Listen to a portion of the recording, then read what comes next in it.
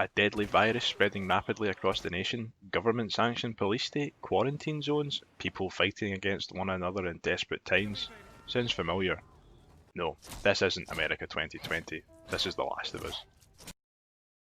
This is the cordyceps brain virus, a type of fungal infection which causes the victims to behave like those crazy guys in 28 Days Later. Or even worse, they might become one of those mushroom heads.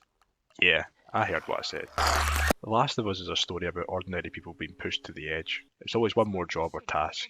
Something to risk everything you fought so hard to protect against the outside world. How far are we gonna take this? As far as it needs to go! And the infected.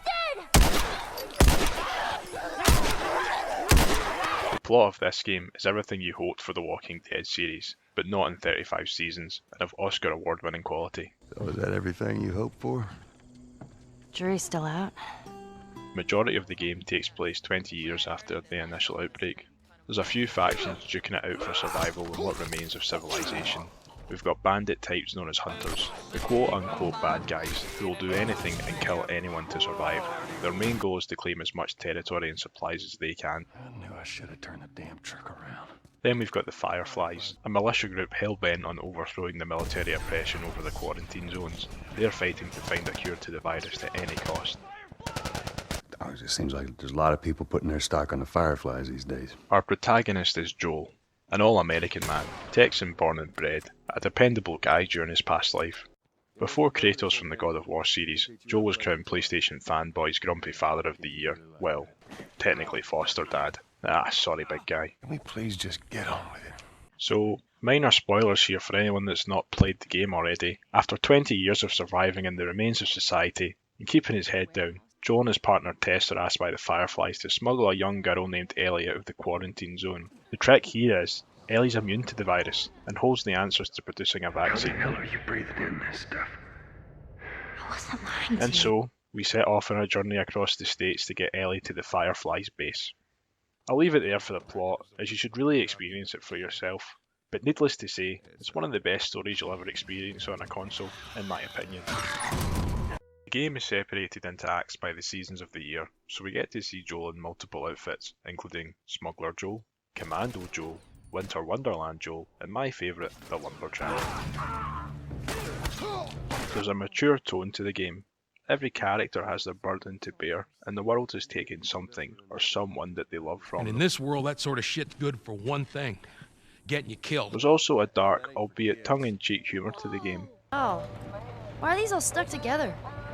The graphics hold up well, and the gameplay is similar to that of immersive third-person shooter games of this generation, such as Red Dead or the Resident Evil remake. There's the usual collection of post-apocalyptic weapons in this game: shotguns, revolvers, and rifles. The shooting is frantic. Instead of a large open fixed crosshair, the reticle closes in the longer you hold your aim between shots. You can't carry a lot of ammo, and the guns are relatively slow firing, so you need to be landing those shots. Especially if you want to prevent Joel from having his face ripped off by a walking shiitake mushroom. You make every shot count. You're not John Rambo carrying around belts of ammo. You can hear Joel's heavy breathing as he concentrates on his target. You've got to get that shot just right. The combat is scalable. You'll face larger groups of enemies, and they'll become increasingly harder to bring down. However, weapons can be upgraded using tool benches, and parts you find scattered around the levels. Armoured enemies show up around halfway through the game. No problem, we'll add armour-piercing rounds to the hunting rifle. Masses of runners? No worries, we've got a flamethrower for that.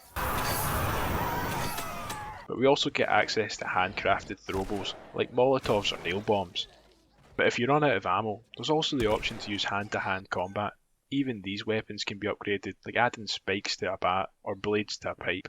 Using these weapons can even enable a finishing move. They're varied enough to not get boring, and all are absolutely brutal. So let's check some out.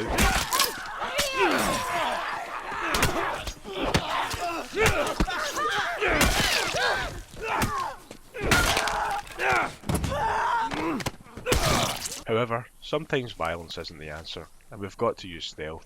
In some areas, you can sneak past completely unobserved. Joel can use his listening mode to detect enemies' movements before strangling them out or landing a shiv kill. Oh yeah, I forgot about Prison Joel. In some later sections you play as Ellie, and there's definitely a feeling of unease as your upgraded weapons and abilities are stripped from you. In true Naughty Dog fashion, there's a few set pieces and boss battles throughout the game. But but I think the emphasis of these is on tension and keeping the player on the edge of their seat, opposed to the spectacle and large-scale graphical showcases of the Uncharted series. Damn it. This even includes a tank boss, which I think is nostalgic of the PS2 era. It doubles as plank platformer of the year 2014. However, these tedious interactions become an inside joke with the player. I need you to... I know. Up on the fucking pallet.